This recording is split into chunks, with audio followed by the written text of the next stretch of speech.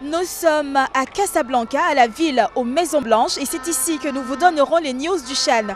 El Kaabi, déjà convoité. La semaine dernière, nous vous relations les exploits de cet attaquant marocain. À peine a-t-il égalé le record de buts sur un CHAN qu'Ayoub El Kaabi est l'objet de convoitise. Selon des médias marocains et turcs, le club de Trabzonspor, à la recherche d'un attaquant, aurait jeté son dévolu sur le meilleur buteur actuel du CHAN avec 5 buts. De nombreux émissaires de clubs européens également présents au Maroc ont l'œil sur El Kaabi. Rigobert Song ne nourrit aucun regret. Sorti du CHAN 2018 après un premier tour décevant, le Cameroun est rentré bredouille à la maison. Une grosse déception pour les fans des Lions indomptables qui espéraient voir leur sélection à A' faire comme les A qui ont gagné la CAN en 2017. Mais Rigobert Song, lui, est plutôt satisfait. Le sélectionneur des Lions locaux ne regrette rien dans ce tournoi, même pas ses choix. Il pense avoir sélectionné les meilleurs joueurs du championnat camerounais. Pour Song, l'élimination de son équipe est en partie le fait des décisions arbitrales.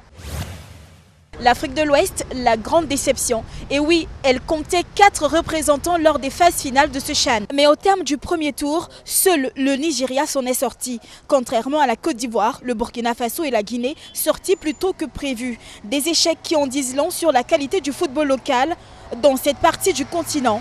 Pendant ce temps, l'Afrique australe surprend avec 3 représentants en quart, l'Angola, la Namibie et la Zambie. Le Maroc et le Congo sont les seuls représentants de ces quarts.